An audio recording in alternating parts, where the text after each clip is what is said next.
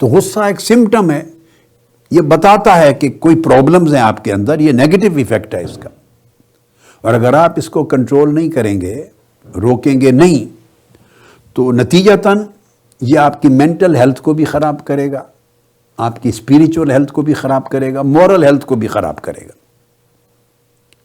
تو اس کو نہ روکنے کی وجہ سے یہ غصہ اگر چلتا رہے، اور میں نے جیسا کہ پہلی ایک نشست میں عرض کیا تھا کہ اگر وہ اندر غصہ اندر رہے تو اس کو عربی زبان میں غیظ کہتے ہیں، جس کا ذکر والکاظمین الغیظ میں آیا ہے.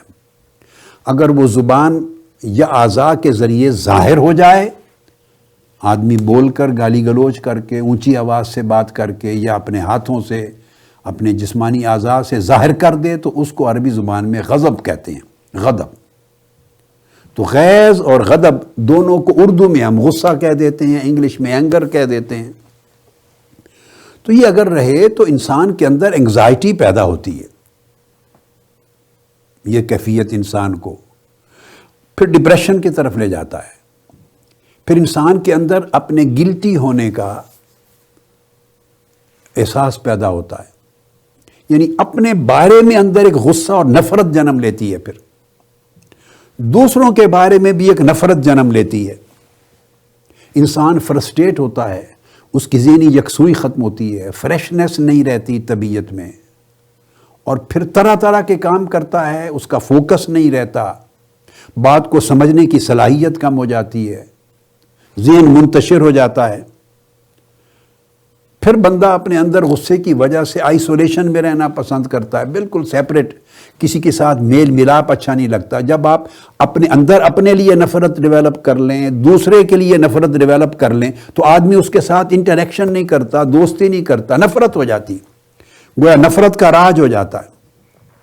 یہ چیزیں مینٹل ہیلتھ کو، ذہنی صحت کو بھی نقصان دیتی ہیں، اور اس کا پھر مینٹل ہیلتھ کے ساتھ پوری جو فزیکل ہیلتھ ہے، جسمانی صحت، اس پہ بھی اس کے اثرات ہوتے ہیں. سر درد بھی شروع ہو جاتا ہے، بعض اوقات آنکھوں کی درد بھی ہوتی ہے اسی کیفیت کے اثر میں. اسی کیفیت کے دباؤ میں سٹومک بھی آپ کا اپسیٹ ہوتا ہے، بعض اوقات پیٹ خراب ہو جاتا ہے، ہارٹ کے پرابلمز ہو جاتے ہیں، بلڈ پریشر کے پرابلمز ڈیولپ ہوتے ہیں.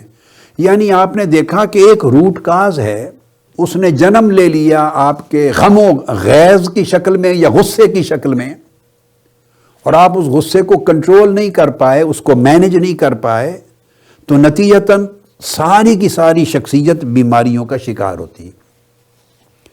اور پھر وہ آدمی اپنے ارد گرد لوگوں سے، رہنے والوں سے کٹ آف ہوتا ہے، سوسائٹی سے کٹ آف ہوتا ہے.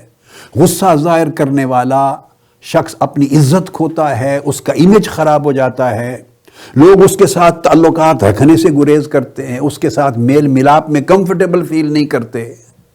یعنی مجموعی طور پہ اس کی پوری شخصیت پہ بہت سے منفی اثرات ہوتے ہیں، بہت سے منفی اثرات ہوتے ہیں، اور عزت اور وقار بھی چلا جاتا ہے. جب آدمی غصے سے بات کرتا ہے تو اس میں کبھی متانت، وقار اور عزت نہیں ہوتی، نہ لوگ اس کی طرف راغب ہوتے ہیں. رفتہ رفتہ لوگ اس کی بات کو معتبر ہی نہیں سمجھتے. یعنی یہ میں نے چند ایک چیزیں گنوائی ہیں کہ اس کے نقصانات کتنے ہیں. جسمانی نقصانات، ذہنی نقصانات، سماجی نقصانات، روحانی نقصانات. اور پھر آدمی غصے کی حالت میں اس کی سوچ بیلنس نہیں رہتی، حدود کو توڑ دیتا ہے، لوگوں کے حقوق اور واجبات نظر انداز ہو جاتے ہیں، ان کو بریک کرتا ہے، اللہ کو ناراض کرتا ہے، اوامر اور نواہی کو صحیح طریقے سے انجام نہیں دے سکتا.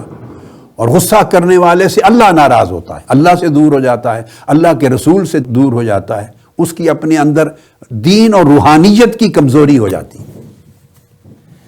اس کے اندر جو لوگوں کے ساتھ شفقت کا برتاؤ کرنا، بھلائی کا برتاؤ کرنا، احسان کا برتاؤ کرنا، وہ سارا برتاؤ نفرت میں کنورٹ ہو جاتا ہے.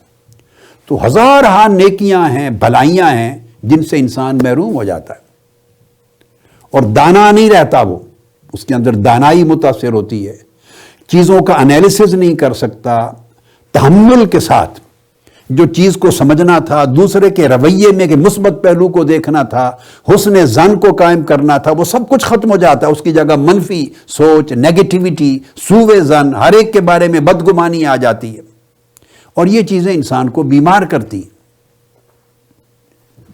اس لیے اللہ رب العزت نے فرمایا کہ جب تک آپ غصہ مینیج نہیں کریں گے، اس کا کنٹرول نہیں کریں گے، آپ کی زندگی سے خیر رفتہ رفتہ ختم ہوتی چلی جائے گی، یہ شر غالب آتا چلا جائے گا، اور الٹیمیٹلی وہ جو تحمل، بردباری، محبت، شفقت، صبر، شکر، یہ ساری خوبیاں چلی جائیں گی، اور فرسٹریشن کی وجہ سے پھر عبادت میں دل نہیں لگے گا، عبادات بھی جاتی ہیں، معاملات بھی جاتے ہیں، اخلاق بھی جاتے ہیں۔